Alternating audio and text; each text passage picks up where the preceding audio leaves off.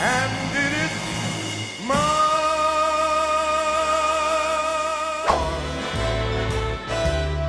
I want to wake up in a city. He ruled the stage, the screen, and even the casino floors of Las Vegas.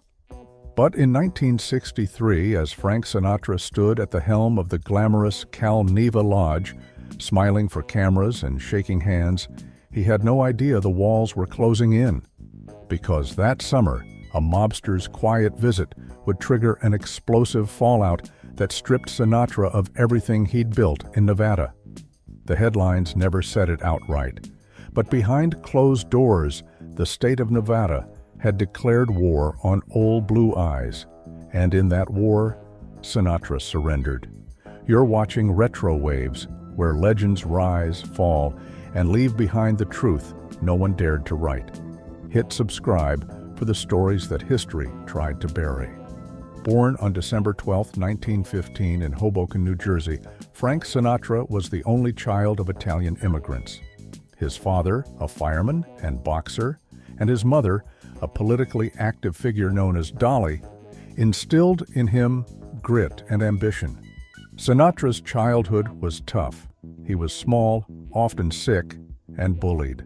But music was his salvation. In the late 1930s, he began singing with the Harry James and Tommy Dorsey orchestras. I sing a song that I sang for the memories I usually see. His voice was unlike anything the era had heard, smooth, emotionally rich, and intimate. Women swooned and young men mimicked his style. By 1942, he had gone solo, and within a year, he was a national sensation. He wasn't just a singer, he was a cultural force, appearing in films, selling out stadiums, and gracing magazine covers. By the 1950s, he had suffered a dip in popularity, losing his recording contract and facing a fading spotlight.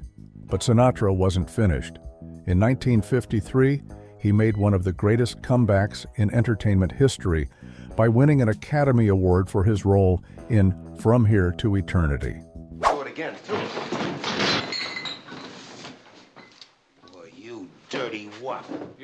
His music soared again with hits like Come Fly With Me. I get you up there where the air is rarefied. I've Got You Under My Skin. That I've got you under my skin. And Fly Me to the Moon. Song, let me sing forevermore because you. Vegas, then emerging as America's adult playground, became Sinatra's new stage. He wasn't just a performer. He became a part owner in the Sands Hotel, hosting friends like Dean Martin, Sammy Davis Jr., Peter Lawford, and Joey Bishop. Together, they became the Rat Pack, performing wild late-night shows that attracted both the Hollywood elite and everyday fans looking to taste danger and glamour in one sip.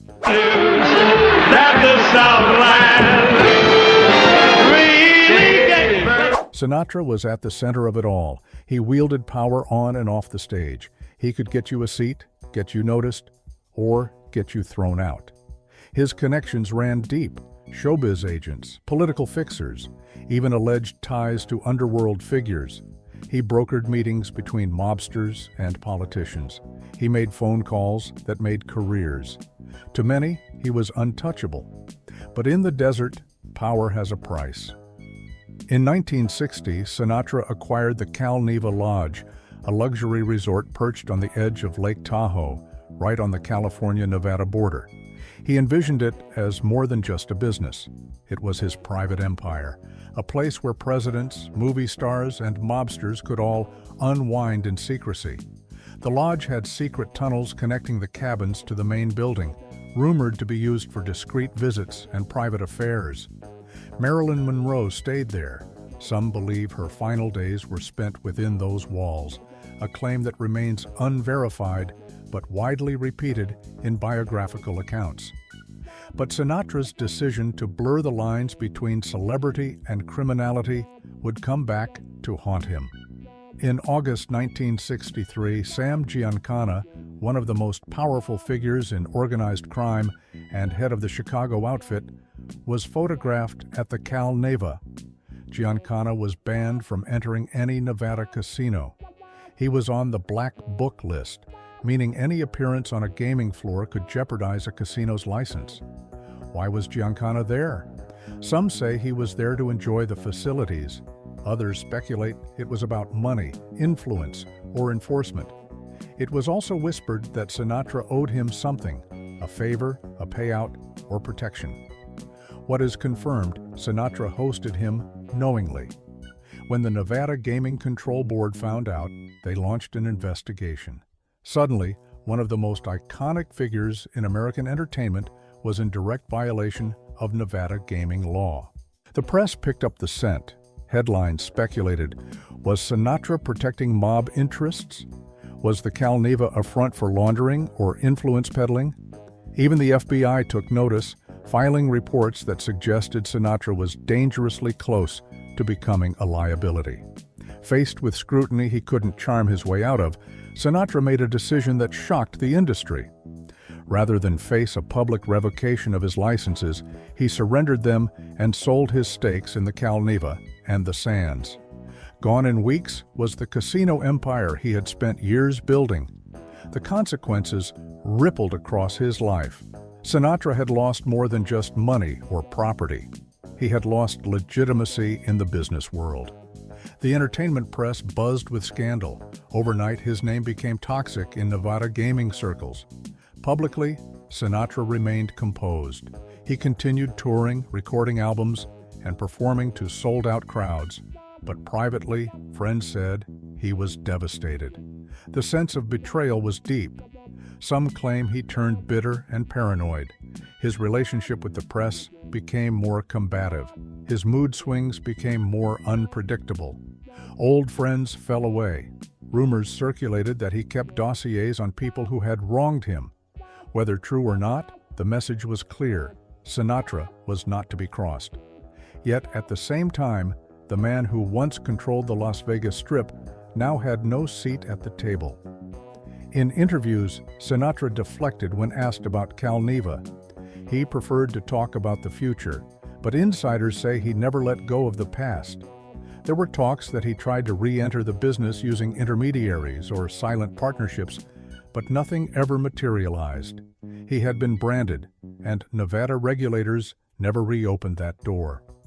Despite the scandal, Sinatra's artistry never faltered. He staged massive comebacks, sold millions of records, and remained an icon through the 1970s and 80s.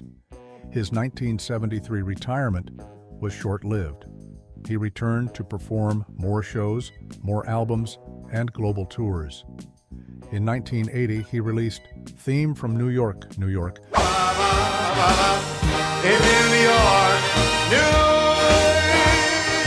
a song that became his signature anthem and cemented his status as a legend. But behind the curtain, he remained excluded from the world of casino ownership. He watched as friends bought new properties, opened new ventures. Sinatra, meanwhile, stayed a hired headliner. The spotlight was his, but the control was not. The Cal Neva Lodge itself changed hands repeatedly. Eventually it closed, then reopened, then fell into disrepair again. The magic Sinatra had created vanished. Restoration projects were proposed, but they struggled to find funding, as if the land itself still carried the weight of scandal. When the Sands Hotel was demolished in 1996, it was more than a building that fell. It was a part of his legacy, imploding in a cloud of dust and forgotten dreams. Sinatra reportedly never watched the footage. He didn't have to. He'd already lost it once. Sinatra remained defiant, of course. In public, he never admitted regret. But those close to him say that night in 1963 stayed with him. The call from the Gaming Control Board, the silent goodbyes, the silent surrender. Frank Sinatra died on May 14, 1998, at Cedars-Sinai Medical Center in Los Angeles. He was 82. The cause was a heart attack. As he passed, his wife Barbara held his hand. His final words, according to her, were, "I'm losing." The world mourned the passing of a legend. Obituaries remembered the music, the swagger, the films. But few mentioned the Cal Neva Lodge. Few spoke of the quiet surrender that took down one of the most powerful men in show business. And yet, it was there, in the shadows of that scandal, that Sinatra's most human moment lived. He wasn't taken down by scandal, by violence, or by fame. He was undone by one decision: to open his doors to a man the law had already closed out. And in doing so, Frank Sinatra learned the one rule even legends can't break. In Nevada, the house always wins.